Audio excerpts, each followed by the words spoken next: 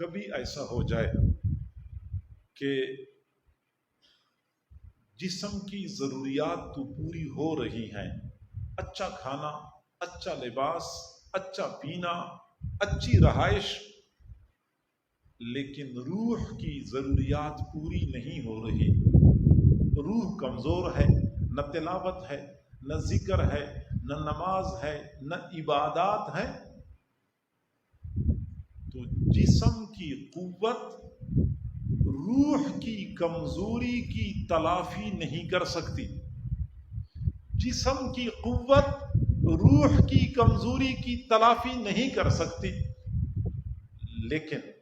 اگر روح طاقتور ہے، غذا پوری مل رہی ہے، عبادت کا اہتمام ہے، تلاوت ہو رہی ہے، ذکر اذکار کی پابندی ہے، تو جسم کمزور بھی ہو جاتا ہے، پھر جسم کی کمزوری کی تلافی ہو جاتی ہے۔ چنانچہ کئی مرتبہ دیکھا جاتا ہے، ایک آدمی ہے جس کی عمر 80 سال ہے، بیچارہ ہڈیوں کا ڈھانچہ، سیدھا راستے پہ چل نہیں سکتا، ٹانگیں کانپ رہی ہوتی ہیں، لاٹھی کے سہارے مسجد میں آتا ہے، جسمانی اعتبار سے اتنا کمزور، لیکن جو ہی جماعت کھڑی ہو جاتی ہے یہ بھرپور جوانوں کی طرح سیدھا کھڑا ہو کے قیام بھی کرتا ہے، رکوع بھی کرتا ہے، سجدہ بھی کرتا ہے، کیونکہ روح طاقتور ہے، روح طاقتور ہے۔ اور کئی جوانوں کو دیکھا، بڑے ہٹے کٹے، مضبوط تن و من، طاقتور جسم والے، لیکن تراویح میں جب قاری صاحب کی قرات لمبی ہو جاتی ہے، کوئی اس دیوار کے پاس بیٹھا ہوا ہے، کوئی اس دیوار کے پاس بیٹھا ہوا ہے، انتظار کر رہے ہوتے ہیں کہ قاری صاحب رکوع میں کس وقت جائیں گے، پھر بھاگتے ہوئے آ کے رکوع میں شامل ہو جاتے ہیں۔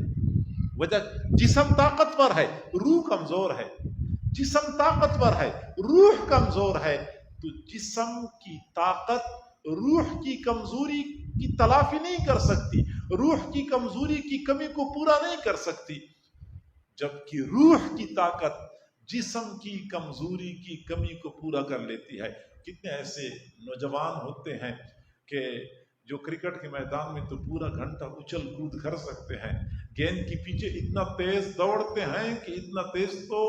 شاید چیتا بھی نہ دوڑ سکے، لیکن نماز کے لیے ان کے لیے آنا دشوار ہو جاتا ہے۔ اور کتنے معمر اور بزرگ حضرات ایسے ہوتے ہیں جو آگے چلنے سے تو بالکل قاصر ہوتے ہیں، لیکن جو ہی اذان ہوتی ہے ایسے فعال ہو جاتے ہیں، ایکٹیو ہو جاتے ہیں کہ مسجد کی طرف آتے ہیں، محسوس ہی نہیں ہوتا کہ یہ وہی بوڑھا ہے۔ وجہ صرف یہ ہے کہ روح طاقتور ہوتی ہے، روح طاقتور ہو تو جسم کی کمزوری کی تلافی ہو جاتی ہے۔ آپ حضرات نے کئی مرتبہ دیکھا ہوگا، یہ اللہ والے جو ہوتے ہیں یہ کام زیادہ کرتے ہیں، کھانا کم کھاتے ہیں، کیونکہ کھانا جسم کی ضرورت ہے۔ چنانچہ کھانا بندہ دیکھتا ہے 2-4 لقمے لے لیے، لوگ حیران